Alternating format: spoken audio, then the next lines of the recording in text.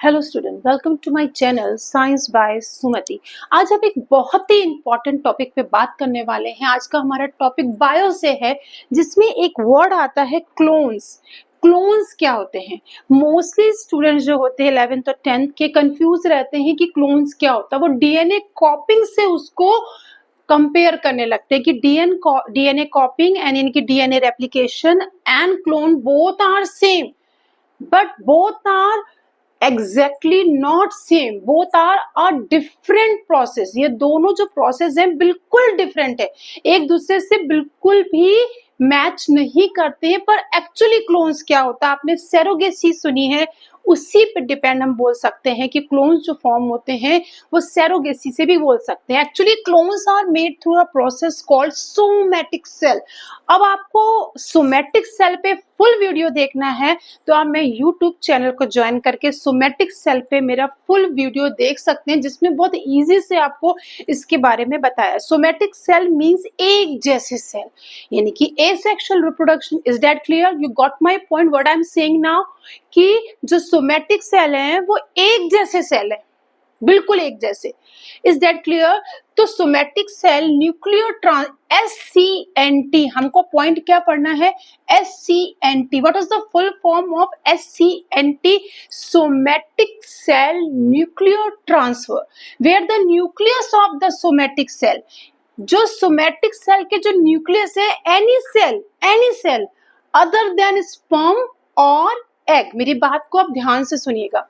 Somatic cell nuclear transfer, where the nucleus of the somatic cell, any cell other than sperm or egg is transferred into an unnucleated egg cell। हमने sperm जो था या egg था या जिसका हम क्या बना रहे हैं, क्लोन बना रहे हैं, जो भी हमारा डोनर ऑर्गेनिज्म है, हमने कहा other than sperm or egg cell transfer into an unnucleated egg cell with its nucleus removed। जो भी हम सेल लेंगे उसका न्यूक्लियस हम रिमूव कर देंगे। इसके पीछे भी रीजन है क्यों हम न्यूक्लियस रिमूव कर रहे हैं। आप पढ़कर आए 9th से 8th से, पढ़कर 10th में भी पढ़ा है आपने कि ईच एंड एवरी सेल में एक ब्रेन होता है जिसको हम न्यूक्लियस कहते हैं। उसमें अपने खुद के क्रोमोसोम्स होते हैं, पेयर ऑफ क्रोमोसोम्स होते हैं जो कैरी इंफॉर्मेशन कहते हैं। तो carry information from mother and father, वो फादर और मदर की इंफॉर्मेशन कैरी करते हैं। और 50% genetic material come from mother and 50% genetic material come from father, तब जाके डीएनए रेप्लिकेशन होता है। पर हम क्लोन्स की बात करें तो हम जो भी सेल ले रहे हैं, चाहे हम एग ले रहे हो या हम स्पर्म ले रहे हो, उसका न्यूक्लियस हम बिल्कुल रिमूव कर देंगे, क्योंकि हमको वो न्यूक्लियस इंजेक्ट करना है जो डोनर है। हमको डोनर का एग्जैक्ट न्यूक्लियस हमको क्लोन के अंदर कॉपी करना है, तभी तो वो बिल्कुल एग्जैक्ट कॉपी बनेगा, ब्लूप्रिंट या कार्बन कॉपी नहीं होगा। क्योंकि डीएनए रेप्लिकेशन में हमको कार्बन कॉपी मिलती है, एग्जैक्ट कॉपी नहीं होती, क्योंकि हम बोलते हैं we are not a exact copy of their parents. हम अपने पेरेंट्स की एग्जैक्ट कॉपी नहीं है, हम उनका ब्लूप्रिंट बोल सकते हैं। डीएनए रेप्लिकेशन को हम ब्लूप्रिंट बोलते हैं, डीएनए हम ब्लूप्रिंट बोल सकते हैं या कार्बन कॉपी बोल सकते हैं, पर हम एग्जैक्ट कॉपी हम नहीं बोल सकते। This reprogrammed egg cell is then stimulated to divide and developed into an embryo। हमने वही न्यूक्लियस ट्रांसफर किया और एग और सेल स्पर्म को, और हमने उसको एम्ब्रियो में कन्वर्ट कर दिया, which can be implanted into a surrogate mother to develop into a clone of the donor organism।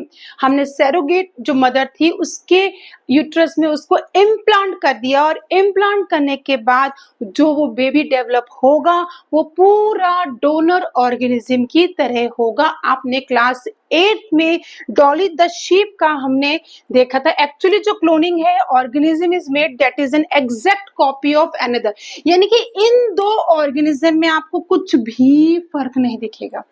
आप कंफ्यूज हो जाओगे कि आपको ये बिल्कुल एक जैसे। ट्विंस में भी कुछ डिफरेंशिएशन होता है, आप ट्विंस को भी पहचान सकते हैं, दो बच्चों को, आप उनके अंदर कुछ ना कुछ तो डिफरेंस होता है। पर आप जब क्लोन्स देखेंगे तो उसमें आपको कोई भी डिफरेंस नहीं दिखेगा, वो एग्जैक्ट कॉपी होगी, क्योंकि Dolly the sheep is a first clone animal. ये ऐसी शीप थी जिनको क्लोन की हेल्प से हमने न्यूक्लियस को रिमूव कर दिया था और फिर उसके अंदर हमने इम्प्लांटेशन किया था।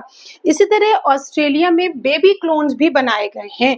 बेबी क्लोनिंग ऑस्ट्रेलिया में पहली बार हुई, यानी कि क्लोन्स में आपको प्रॉब्लम नहीं होनी चाहिए कि क्लोन्स कैसे बनते हैं और डीएनए रेप्लिकेशन से क्या डिफर करते हैं। आपको इसी तरह के बहुत से वीडियोस जो इसमें आपको कंफ्यूजन है, आप नहीं समझ पा रहे हैं, please follow my YouTube channel to clear each and every term in biology. Is that clear? Thank you, student.